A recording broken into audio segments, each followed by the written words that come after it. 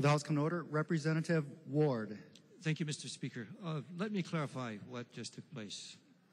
55 hours of testimony from the public was seen by the public. 11 hours of debating that testimony of those 5 days was not seen by the public. I don't know why, and that's all I'm going to say. I don't know why. But it wasn't shown to the public. What we thought about what they thought for 5 days, we gave them zero airtime. I don't know why that's the case. May I proceed with number point 2 of why I stood in rebuttal to the gentleman from Pearl City? Yes, please proceed. Point 2 is as follows, and this is for the record. The committee report is supposed to be reflective of the testimony that we heard. The committee report is very, very conspicuous in its absence. A point of order. Whenever you speak, you should be speaking to the speaker. He's not the speaker yet. But I love looking at you. Speaker, you're so good looking, so mature. My eyes just naturally go to you. Speaker's correct. Except sitting behind you is the chair Pursuant to of the the House judiciary. rules, Representative Ward, you've got to be facing the Speaker. Okay, realignment. Maybe you can kind of glance at him, but look at me. Okay, I got you. You're in my crosshairs now. The point is this. Where that committee report is absent in the voluminous references, and I'm going to use the Eva Beach colloquial curriculum, the Dick and Jane, the countless questions that he asked, to the point where people were laughing. There was nothing at all in the committee report about what this amendment is about in terms of curriculum. Mr. Speaker, I yield my time. Yes, Representative Fukumoto, thank you very much. And the notion that, as I called them, the mama bears, that the women of Hawaii wanted to be concerned about their children. Nothing in the committee report does that. And Judge Levinson said, these are the things that are tertiary in a court case. First you take what the bill says, then you take, it's secondary. The secondary evidence is what the committee report says, and then tertiary is what we small guys on the floor have to say about it. Therefore, I would suggest if we really want to represent what the people of Hawaii said for 5 days on TV, we have to mention in that committee report that some parents are concerned about this issue, which it looks as though people may be voting down. So, Speaker, let's be honest. Let's let the record reflect, other than very few people will probably go and look at the 6 or 8 inch record of the Journal to find out what was said. So let it be on the record that all of the things that this amendment is about is conspicuously absent in the official committee report. Thank you, Speaker. Thank you, Representative. Representative Fale. Mr. Speaker, I rise in support of the amendment. Please proceed. I actually refer to the good representative from Wahiawa's remarks in regards to the amendment. He has demonstrated that even this amendment has issues with it, Mr. Speaker, and that underlines the problems that we have when we rush legislation. And given the short amount of time that we were allowed to respond to this measure was introduced on the 22nd of October. Special session started on the 28th. Mr. Speaker, we were supposed to go and talk to experts. We were supposed to talk to the related government agencies in regards to this issue. I tried to get a hold of them. I believe that was a Wednesday. Have you ever tried to get an appointment within a day or two of any of these departments, the Department of Health, Department of Education, all these? Mr. Speaker, it takes more than 6 days to get a sit-down. Mr. Speaker, it takes more than 6 days for people to clear their schedule, and that's including a weekend.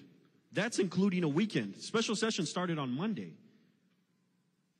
Representative Fale, please continue, but let's focus on the floor amendment number 15 for us. So this floor amendment, Mr. Speaker, is an attempt to do what we were not allowed to do and address a number of the issues that were raised with the House draft that came out of that hearing. Because, remember, Mr. Speaker, not a single person in this body, before they voted on this measure, was allowed to go back to their community and say, what do you think of the amendments that the House made? We sat here while those amendments were being, the committee report wasn't even complete at 10 o'clock when we came into session on Wednesday. So again, not a single representative in this building had the opportunity to take this measure to the community to get feedback on it. And so we have before us a river of amendments to deal with the 55 hours of concerns that were raised. So, Mr. Speaker, not a single amendment from this body as a whole has been made. And so, Mr. Speaker, at least this amendment tries to deal with one of the issues that has been raised. Thank you, Mr. Speaker. Thank you very much, Representative.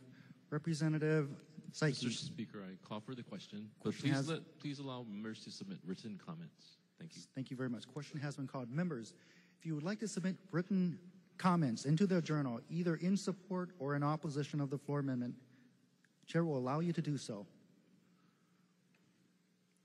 Members, we're going to take a voice vote. If you vote aye, you're in favor of the floor amendment. If you vote no, you oppose the floor amendment. All those in favor signify by saying aye. All those opposed say no. The floor amendment has failed. Representative Ward. Mr. Speaker, I have an additional floor amendment. Mr. Clerk, have copies of floor amendment number 16 been distributed to the members? Yes, Mr. Speaker, copies of floor amendment number 16 have been distributed. Thank you very much. Representative Ward, for the motion. Mr. Speaker, I move for the adoption of the floor amendment that exempts small businesses and people of conscience. Thank you very much. Representative McDermott. Mr. Speaker, I second the motion. Thank you very much. Any discussion on proposed floor amendment number 16, Representative Ward? Speaker, I rise in support of the amendment. In support, please proceed. Speaker, if we remember the concern about church protections and then children protections, the third is probably the most forgotten member of the faith community. That's the small business person, the individual of conscience. This amendment speaks directly to them by allowing their genuinely felt religious beliefs to exempt them from doing things which otherwise are against their religion.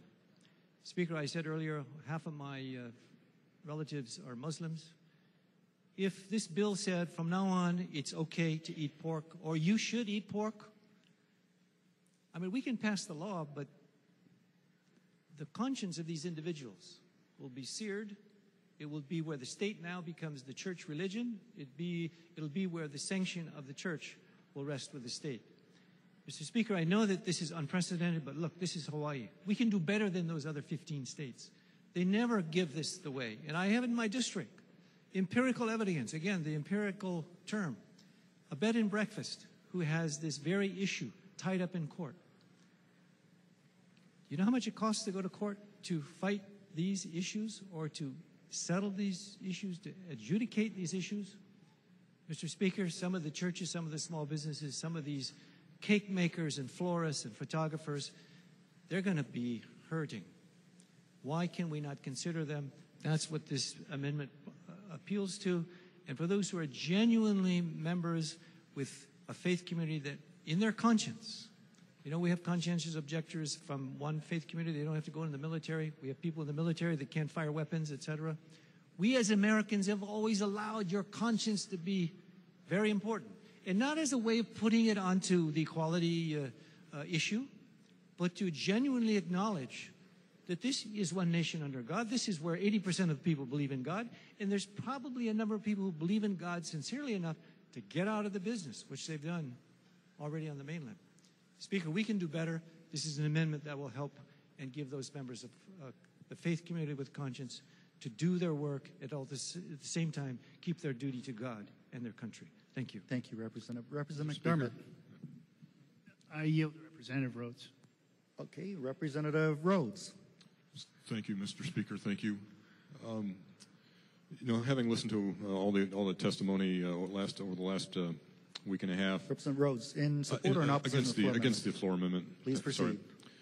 You know, I think people are forgetting. There may be some people who are forgetting that the public accommodations law is specifically designed to protect those of religious belief. If you look at the list of protected classes, you have race, sex, sexual orientation, color, ancestry, disability, and religion. And religion obviously is of it's a choice. You know, you get to choose your own religion. It's not something that you're born with that you can't do anything about. You know, it makes you wonder why religion is on the list. Well, the reason religion is on the list is because people with minority religious views have been persecuted and discriminated against for time immemorial. I think ever since there has been religion, there have been discrimination against religious people. And I don't think it's a good idea to erode the protections in the public accommodations law for religious people. And that's why I oppose this floor amendment. Thank you. Thank you very much, Representative McDermott. Mr. Speaker, thank you. Mr. Speaker, religious protections are guaranteed to us by the First Amendment. So important that our founding fathers put them in there because they came from all parts of the world. Representative McDermott, in support. Yeah, sorry about that. Please proceed, no problem. All parts of the world to escape the tyranny of religious persecution. It was so important that it's our First Amendment, freedom of press, speech, religion. It's so important it was enshrined in that document. Now what we're doing is creating a new civil right. Now, as Justice Levinson testified before the committee, there is no constitutional right to same-sex marriage. As Justice Levinson testified, there is no fundamental right. But we believe we should create this new right. What's going to happen invariably, and with all the legal scholars have said, you are going to have a constant conflict between these two rights. I go back to our friend, the photographer, Mr. Rocco from the Leeward Coast. He loves his homosexual brothers and sisters. Right now, when he gets called to play for a wedding, he makes his living as a piano player. He gets a phone call. He's very nice. He says, you know, I'm a devout Catholic. My family's been Catholic for 400 years. I appreciate what you're doing. Let me refer you to 3 or 4 folks who will do a fantastic job and probably do an even better job because, quite honestly, my heart is not in it. If someone goes out to target him because they know who he is and he doesn't do the wedding, he'll be subject to a lawsuit. At which point, a man of modest means cannot fight all the way to the United States Supreme Court. He would need some help. And he would go through years and years of litigation. And without this protection, he would be subject, I'm sure if the pattern falls that it has in other states, to harassment. He would be smeared on the web. Don't go to this photographer, hater, bigot, homophobe, ignorant. That's what they would say. It would be a web attack. And people would steer away from that because they don't want the controversy associated with that. So, Mr. Speaker, we'll put him out of business. It's not the first time we've put anyone out of business. But we'll put him out of business because we are saying this newly created civil right is more important than the First Amendment that was guaranteed to him in the United States Constitution. We are denying our faith tradition of this country. Religious freedom is so precious, Mr. Speaker. It's so precious they put it in there as the First Amendment. You cannot deny it as the heritage of our country. Maryland, how did they get their name? Maryland. That's where all the Catholics went. Pennsylvania, founded by William Penn, the Quakers, most tolerant of all the early faiths. And they had initially the largest Jewish community in the nation because of their tolerance. And I could go on and on and on. The Anglican Church in Virginia, that was a state religion. Thomas Jefferson didn't support that because they actually taxed their people to support the church. And that's where the separation of church and state came in. But each of these states had their own religion. So to deny that religion is a part of our fabric and who we are as a people is to deny reality. Now, without protections, we come against the conflict of a sincerely held religious belief and this new civil right. This new civil right seeks, quote unquote, equality, and it seeks legitimization, which is don't ask, don't tell, marriage, but it's still not there. They need destigmatization. And the only way you can get that is through shutting down people who disagree, calling people haters, bigots.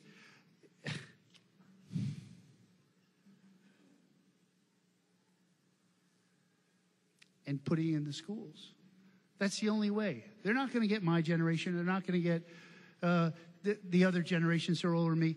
But it's my kids in school. So, Mr. Speaker, we need to protect the business guys because they'll be shut down. They won't be. This is like telling Cedars-Sinai Hospital in Los Angeles they have to serve a BLT sandwich in their cafeteria. I mean, that's the equivalent, Mr. Speaker. A Jewish hospital, you got to serve a BLT sandwich. Now, I don't know if they do, or a Hasidic hospital run by devout Jewish people. You have to serve pork in your hospital because my dietary, I'm an Irish Catholic, I work there. You should have more dietary menus than I'm going to file a lawsuit. The reason this is, without these protections, Mr. Speaker, this becomes very pernicious. People undoubtedly, again, I bet my house on it, will sue to make a point and put these guys out of business. The totalitarian regime of political correctness. Representative Fukumoto, would you yield your time? Yes, I yield my time. Thank you very much, Representative. Thank you, Representative Fukumoto. I appreciate that. The totalitarian regime of political correctness will come crashing down on anyone who says, hey, I respect you, I love you, you're a good dude, good person, I don't want to participate. It's against my religion. Sorry, you got to do it. We've minimized, we are saying with this passage of this bill, the religious freedom, the religious liberty that we all cherish falls by the wayside. In fact, Mr. Speaker, the emerging minority in this country are people of faith. They are the minority now. They are the one we never take seriously. In fact, Mr. Speaker, judge after judge after judge has ruled so narrowly on the lower courts with regard to religious freedom, it always has to get kicked up to the United States Supreme Court, where they can't deny the reality of what the First Amendment says. It's pretty clear. A marriage counselor who doesn't want to provide counseling to same-sex couples, a therapist, hey, I'm not comfortable doing this. You're not going to get my best because my heart's not in it. Bang, lawsuit. You're going to go to court. And there are people who will test it because they want to shame the people of faith. You're archaic, you're knuckle draggers, you don't know what you're talking about, and we're going to put you out of business. Because we got the Hawaii Civil Rights Commission on our side, and we're going to hammer you and hammer you and hammer you. And if we don't spend you to death fighting the state with unlimited resources, we're going to smear you on the internet, we're going to picket your workplace if we can, and put you out of business. Don't believe me? Ask Mike Gabber what happened to his sandwich shop back in the 90s, or his Whole Foods place. He had to sell it. People were picketing. He was making a good amount of money, Mr. Speaker. They would picket him. He couldn't sell any more sandwiches. He had to sell it. He lost his livelihood. Lost his livelihood. This is serious business. Thank you. Thank you very much, Representative. Further discussion, members? Representative Jordan, followed by Representative Oshiro. Thank you, Mr. Speaker. I thank the good representative from EVA. As I spoke on Wednesday. Representative Jordan, in support or in opposition of the floor in amendment? Support, in Mr. support, Speaker. Please proceed in support. I spoke on this on Wednesday. You know, I too remember that testifier, Mr. Rocco from the Waianae Coast, and he spoke very eloquently. In fact, we called him back up for continued discussion in the hearing. He basically said he was a pianist and he was a psychologist that practiced with couples. And he told us, yes, he's been called for ceremonies to play piano. And he has turned business away with, here's 3 other people you can ask. He understands the public accommodation law. We asked him that. And he spoke in opposition of SB1 for fear that he could be in violation. And he said, if SB1's, he could be. And I truly understood that he understood our bill and understood the public accommodation law. And this is what I was talking about on Wednesday. How do we allow people to have their own conscience based upon their freedom of religion? Now, when Mr. Rocco spoke before us, he didn't say he was just a practicing Catholic, 24 hours a day, 7 days a week, living by that. He told us his family was ingrained in the Catholic Church for 400 years. How can I deny him? We have to respect that. I personally feel that our current SB1 HD1 draft does not address that. It was brought up in our hearing. We didn't have that discussion in our caucus on vetting our measure. And this is bringing up this discussion again. I clearly understand, and I'm not going to say we're rushing the procedures because everybody's telling me, no, you're wrong. When am I going to be right? The good representative from Laie said, 7 days we've been discussing this? 5 of those in long hearings? When are we going to discuss this? I don't think our public accommodation law can supersede our First Amendment right. Why don't we just put bright lines and define it right off the bat? Don't have individuals like Mr. Rocco come before us and say, I'm just going to close my business. When a question was posed to him in our hearings, well, Mr. Rocco, why don't you just put in your advertisement, you do traditional weddings? And he felt very uncomfortable doing that. I would never ask anybody to put something on their business card, their website, or in their window to say what they're going to service or not service. So how do we protect individuals and give other individuals rights? I haven't heard that question answered yet. And no, I'm not comfortable with our public accommodation law. Thank you very much, Mr. Speaker. Thank you, Representative. Representative Oshiro. Yeah, thank you very much, Mr. Speaker.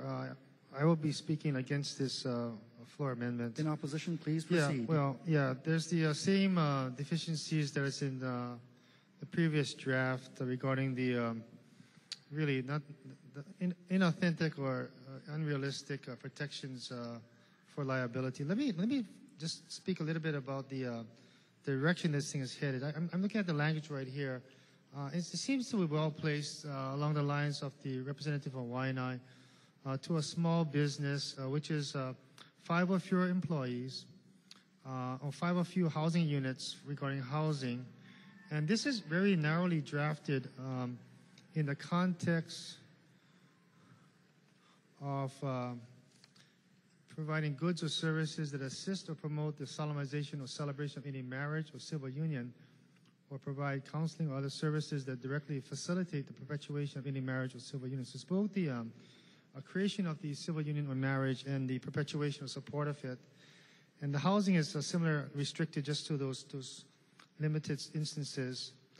But what I don't see here, and the reason why I object, is that if you're going to embark on some kind of policy like this, I think there needs to be some kind of a review into the bill itself, and that's what's missing here. I would suggest that this was to move forward. You would put maybe a 3-year sunset that was similar to what was put into House Bill number 6, where you had this kind of provision.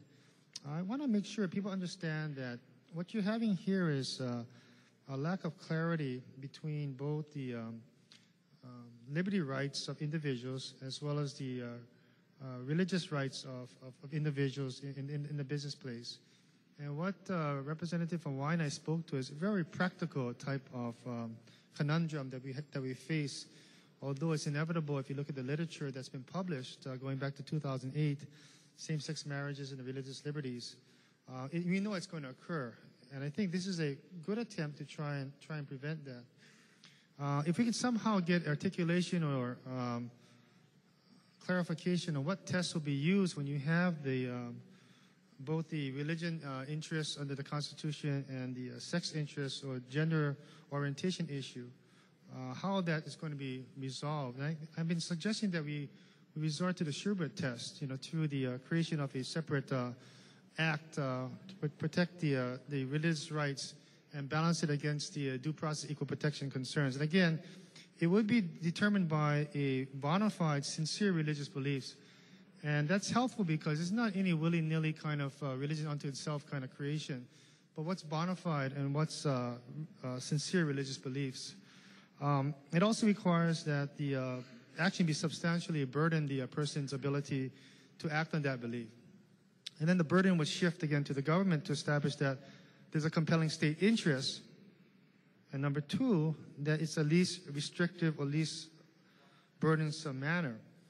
And the reason why it's relevant for us today is when I read the Hawaii Civil Rights Commission's October 17, 2013 response to inquiries, the executive director correctly articulates the law and the standards in place today. And he states this: the state of Hawaii has a compelling state interest in eliminating discrimination in public accommodations, period. Our public accommodations law is a law of general applicability that serves a compelling state interest. The concern I have there is that it seems to adopt, maybe by reference or by the choice of words, the test that came out of the Employment Division versus Smith, 494 U.S. 872 in 1990, which I spoke about, basically that if government has a compelling state reason, that's all it needs to go and supplant and trump any religious freedoms. And I have grave concerns over that.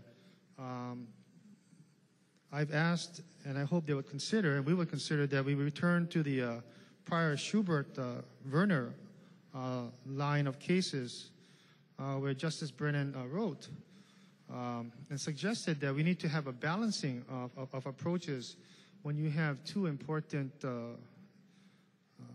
constitutional rights.